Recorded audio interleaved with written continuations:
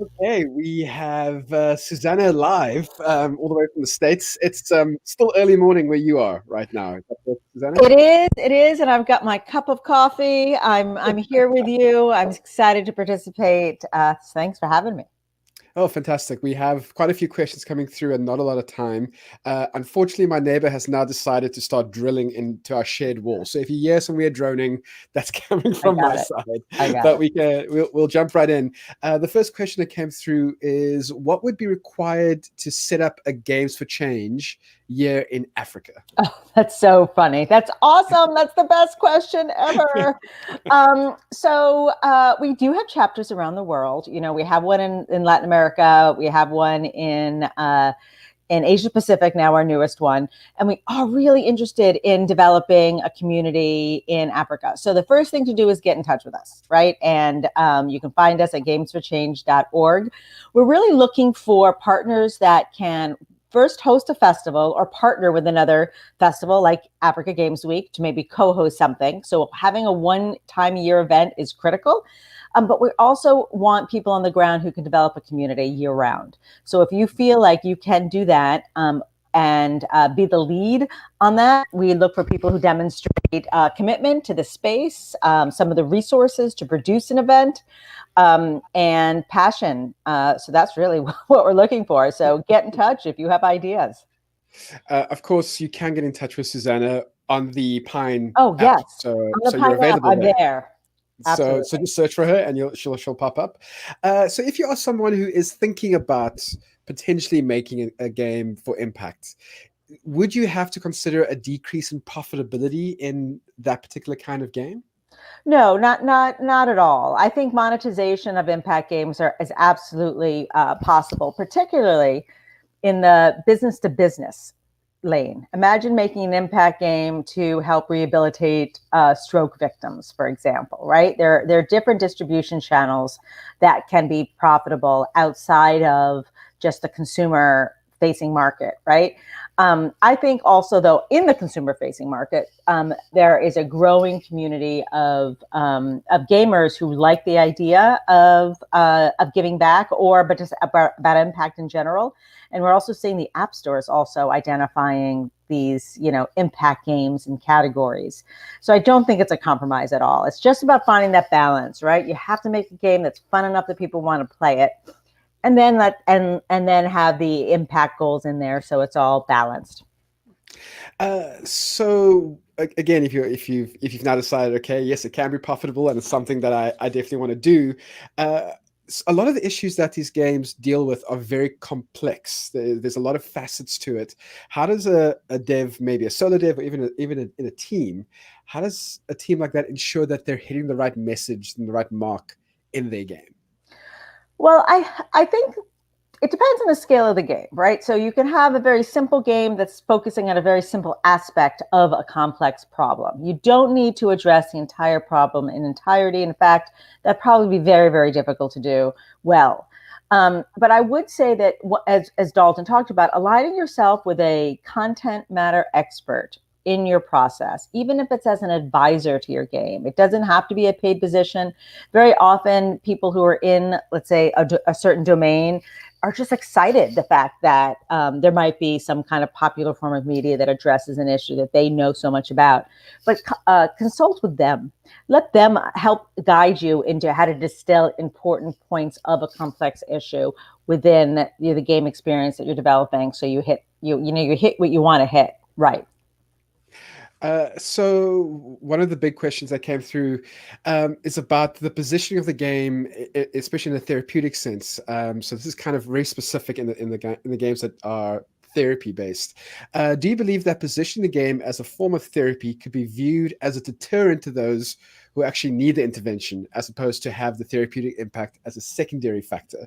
So the example he gave was targeting depression on face value may not actually reach those who need the help. So someone who might need a game about helping them with through their depression wouldn't actively look out for a game like that. Right. Well, I think about it honestly like this. When you call the doctor and you have a problem, often, certainly on mental health, they'll say, if this is an emergency, or any doctor, if this is an emergency, call 911, right? Like there can be that disclaimer in a game. If you're experiencing real severe symptoms, please contact a doctor, right?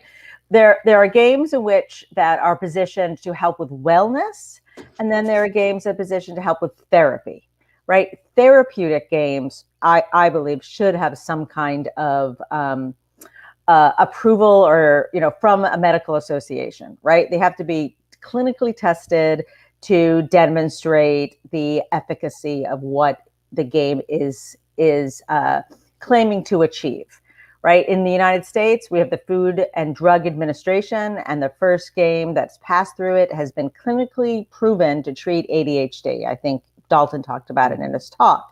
That's different than a meditation and wellness app that's going to help you calm down in moments of stress, right? That's a wellness app that doesn't have to have those kind of levels of claims. And I think the distinction of how those games are put to the market is very important.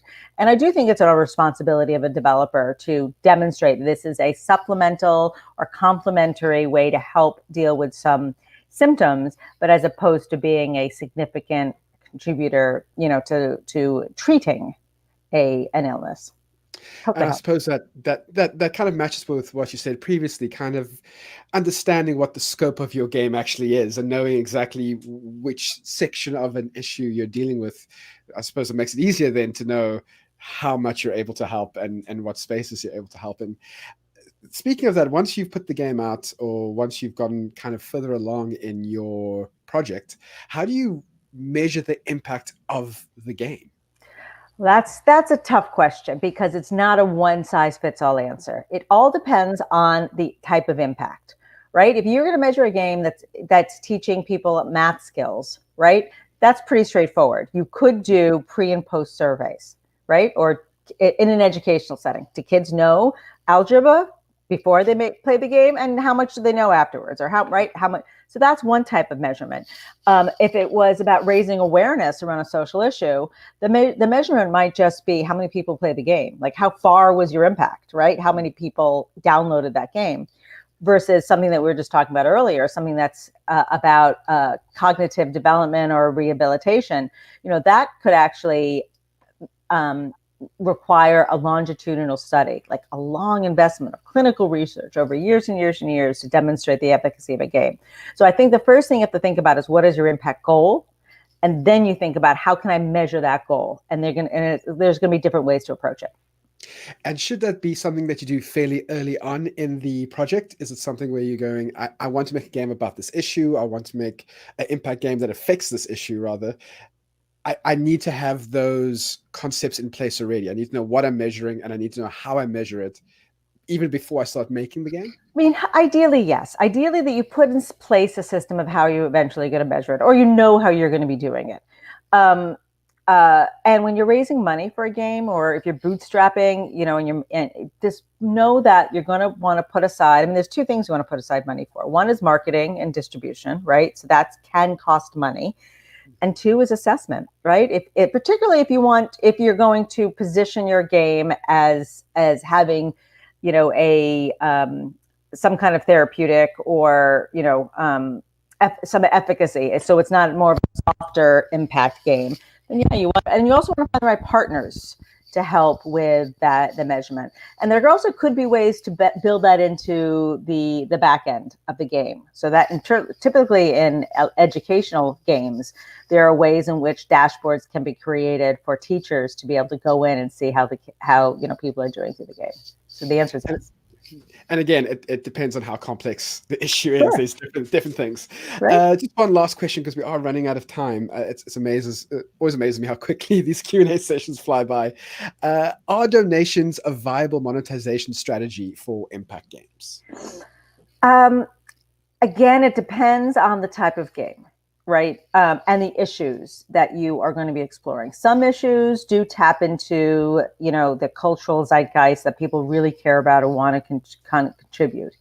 Others are more service-oriented game that can help people to do X, Y, and Z, and that may not generate interest to give a donation strategy. I've been seeing a lot of different monetization strategies around games, impact games, that include, anything from a free-to-play model, which is probably still the most popular in the mobile space, to donating to charities. So partnering with a charity to have the game that might raise awareness for that issue, and maybe there's a split in the proceeds of the money that you're raising. And you have to be transparent to your players. But if you align yourselves actually with the community in which you're trying to serve in the form of a charity, that has more of a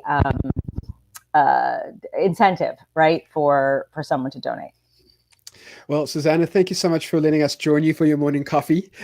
We really appreciate your time. Again, if you want to connect with Susanna, you can do it on the Pine app. Of course, you can connect with anyone else who's also on the app right now, who's part of the conference for these last few days. Susanna, again, thank you so much. And please send our regards to Dalton. We really do appreciate your information and your time. Great. Well, thank you for having us. Welcome back. We are about to start our next session. This one is with Nick Hall, the CEO of IESA. The title that we have on the actual schedule is different from the talk that he's going to be giving right now. The reason why is because the study that he wants to talk about has not actually been finished yet. There's issues with funding and delays.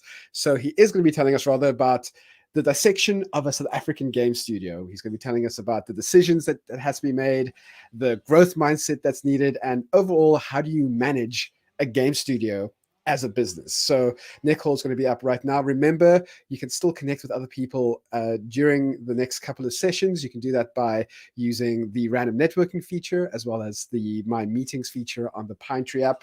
But right now, we're going to be hearing from Nick Hall.